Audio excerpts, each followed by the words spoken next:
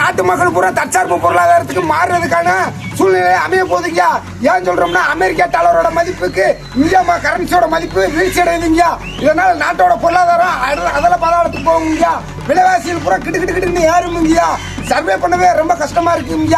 இதனால பல மாநிலத்தில் வந்து என்ன செஞ்சுறாங்க, அரசு அதிகாரிகள் பூரா நீங்க வீட்டில இருந்து வேலையை பாருங்க, அரசு வேலையில அப்படின்னு ஒரு உத்தரவு போட்டிருக்காங்க.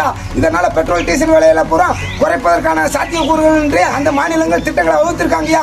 இதுல இருந்து மோடி அவர்கள், பாரத பிரதமர் மோடி அவர்கள் என்ன சொல்லியிருக்காருன்னா, தங்கத்தை வாங்காதீங்க அப்படின்னு இருக்காருங்க. தங்கத்தை ஒரு வருஷம் கழிச்சு வாங்குங்க. இந்தியா நாட்டோட வளர்ச்சி திட்டங்களுக்கு இது வந்து தடையா இருக்கு.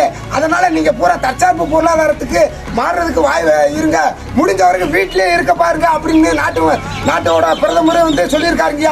இதை நாங்க ஏழை மக்கள் நாங்க ஏத்துக்கிறோம். ஐயா, தற்சார்பு பொருளாதாரம் எப்பேற்பட்ட பொருளாதாரம் இப்ப தெரியுதாங்கயா. நாம் தமிழர் கட்சி உறக்க சொல்லியிருக்காருங்க. அது இப்ப நடக்குதுங்க, இன்னும் நடந்துகிட்டே இருக்குங்க. அவர் எதிர்காலத்தை கணிக்கிறேன் நானிங்கயா, கணிச்சிட்டாருங்கயா, புத்திமதியை சொல்லிட்டாருங்க. இந்த நாட்டு மக்கள் வந்து விளங்கலைங்க, விளங்குவாருங்கயா, இன்னும் விளங்க செய்வாங்க, விளங்கிதாங்க ஆவீங்க. அப்ப தேடி வருவீங்க. தற்சார்பு பொருளாதாரம்னா என்ன, தமிழ் தேசியம்னா என்ன, ஒரு மகன் கத்திக்கிட்டு இருந்தானே அவனை எங்கன்னு காப்பீங்க. அவர் இல்லைன்னு இந்த 4-5 நாளா பிரஸ் மீட்ல சமூக வலைதளங்களை சமூகத்து போயிருக்கு. அரசியல் பண்றதுக்கு அவர் எச்சி துப்புனாத்தான் அரசியலே பண்ண முடியும். இப்ப அவர் எச்சி துப்பல, அரசியல் பண்ண தெரியல பல பேருக்கு. எப்படி அரசியல் பண்ணணும்னு விளங்கல அவங்களுக்கு. எதிர கேள்வி கேட்டாங்க அரசியல் பண்ண தெரியும். அந்த கேள்வியை கேட்க தகுதி இல்லாத ஆளுங்கள போய் இருந்தா அவங்களால என்ன கேள்வி கேட்க முடியும்?